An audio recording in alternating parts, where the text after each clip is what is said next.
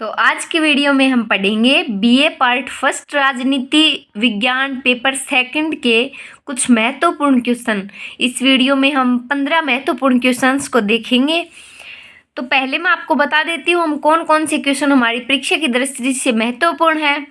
तो question number 1, Manusmriti पर संक्षिप्त टिप्पणी दीजिए। मनु के 4 आश्रम क्या हैं? कौटिल्य के अर्थशास्त्र का संक्षिप्त वर्णन। नीति शास्त्र पर लघु टिप्पणी लिखिए। भारतीय पुनर्जागरण का पिता किसे कहा जाता है? राजा राम मोहन राय द्वारा प्रारंभ किए गए किन्हीं 2 समाचार पत्रों के नाम। सती प्रथा पर राजा राम मोहन राय के विचार। स्वामी दयानंद सरस्वती द्वारा लिखित किन्हीं 2 पुस्तकों के नाम। आर्य समाज पर संक्षिप्त टिप्पणी दीजिए। गोखले का राजनीतिक वसीयतनामा क्या है? शिक्षा पर गोखले के विचार स्पष्ट कीजिए। बाल गंगाधर की किन्हीं 2 पुस्तकों के नाम लिखिए। गुटनिरपेक्षता पर नेहरू जी के विचार। मंत्रिपरिषद पर शुक्र के विचारों पर संक्षिप्त टिप्पणी। डॉक्टर अंबेडकर ने किन 2 तर्कों के आधार पर वर्ण व्यवस्था का विरोध किया? तो चलिए अब हम एक एक करके इन सभी क्वेश्चंस को देख लेते हैं। तो हमारा पहला प्रश्न है मनुस्मृति पर संक्षिप्त टिप्पणी। मनुस्मृति हिंदू धर्म का एक प्राचीन धर्मशास्त्र यानी ग्रंथ है। मनुस्मृति में अधिकार, अपराध, बयान और न्याय के बारे में बात की गई है। मनुस्मृति का वास्तविक रचनाकार सुमति भार्गव है। ब्राह्मणों ने अपने वर्चस्व को पुनः स्थापित करने के लिए मनुस्मृति लिखी गई। इसमें ब्राह्मणों को देवतुल्य घोषित किया गया है। मनुस्मृति में 8 प्रकार के विवाहों का वर्णन है।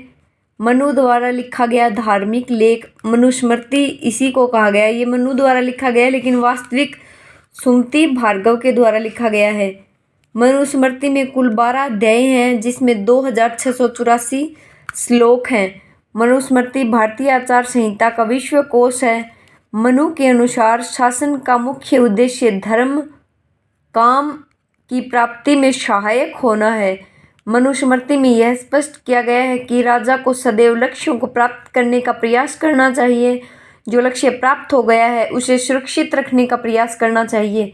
मनुस्मृति में मंत्री शब्द का कोई उल्लेख नहीं मिलता बल्कि सचिव पद शब्द का प्रयोग कई बार मिलता है। राजदूत के संबंध में मनु ने स्पष्ट किया है कि निर्भीक प्रकृति, सुवक्ता, देश काल पहचानने वाले, हृदय एवं मनोभाव पहचानने वाले तथा विविध लिपियों के ज्ञाता तथा विश्वास पत्र को ही राजदूत बनाया जा सकता है। अब देखते हैं हम हमारा दूसरा प्रश्न। मनु के अनुसार 4 आश्रम कौन कौन से हैं? ब्रह्मचारी आश्रम, गृहस्थ आश्रम, वानप्रस्थ आश्रम, संन्यास आश्रम। नंबर 3 प्रश्न कौटिल्य की अर्थशास्त्र के बारे में है। अर्थशास्त्र कौटिल्य या चाणक्य द्वारा लिखित एक संस्कृत का ग्रंथ है। इसमें राज्य व्यवस्था, कृषि, न्याय एवं राजनीतिक आदि पहलुओं पर विचार किया गया। यह प्राचीनतम ग्रंथ है। नंबर 4 नीति शास्त्र पर लघु टिप्पणी। एक समाज के अपने नैतिक मानदंडों कार्यों में नीति शास्त्र की अवधारणा को सिद्धांत, निजी और सार्वजनिक संबंधों में नीति शास्त्र का मानक सेट अपने लोगों के व्यवहार, निर्णयों और कार्यों के लिए मार्गदर्शन के रूप में जो कार्य करता है वह नीति शास्त्र है। भारतीय पुनर्जागरण का पिता, तो इसका राइट आंसर है राजा राम मोहन राय। नंबर 6 सती प्रथा पर राजा राम मोहन राय के विचार। ब्रह्म समाज के संस्थापक राजा राम मोहन राय ने सती प्रथा का विरोध किया। इसके विरुद्ध समाज में लोगों को जागरूक किया जिसके फलस्वरूप इस आंदोलन को बल मिला और यह तत्कालिक सरकार को सती प्रथा पर रोक लगाने या कानून बनाने पर विवश होना पड़ा। उन्होंने सन 1829 में सती प्रथा रोकने का कानून पारित किया। अब हम देखते हैं हमारा प्रश्न नंबर 7 आर्य समाज।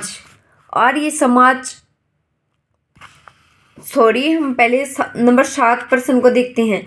स्वामी दयानंद सरस्वती द्वारा लिखित पुस्तकें। सत्यार्थ प्रकाश, महर्षि दयानंद, ऋग्वेद भाष्य, अष्टाध्यायी भाष्य।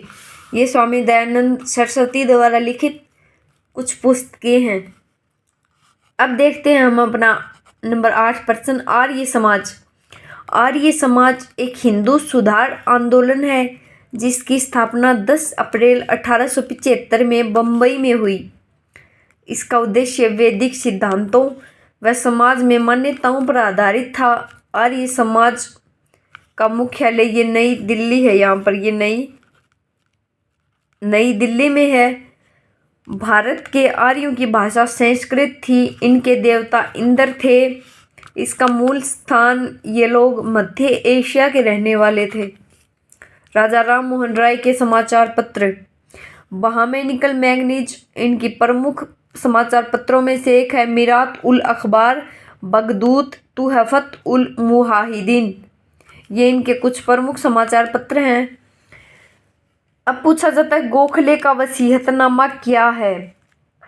लॉर्ड विलिंगडन के अनुरोध पर गोखले द्वारा सुधारों की एक योजना तैयार की गई थी। यह एक पुस्तक है जिसका प्रकाशन प्रथम विश्व युद्ध के बाद किया जाना था। यह योजना अगस्त 1917 में प्रकाशित हुई। अब देखते हैं हमारा प्रश्न नंबर 11वां। गोखले पर ये शिक्षा के विचार हैं।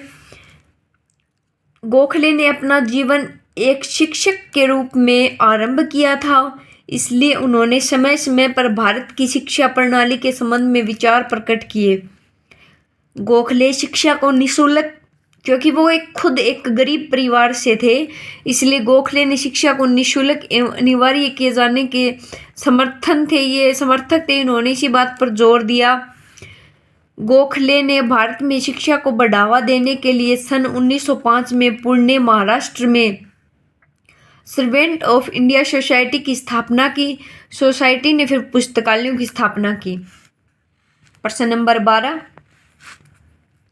बाल गंगाधर की पुस्तकें। Arctic home in the Vedas, Gita Rahasya, Swadeshi, Kesari, Mandalay.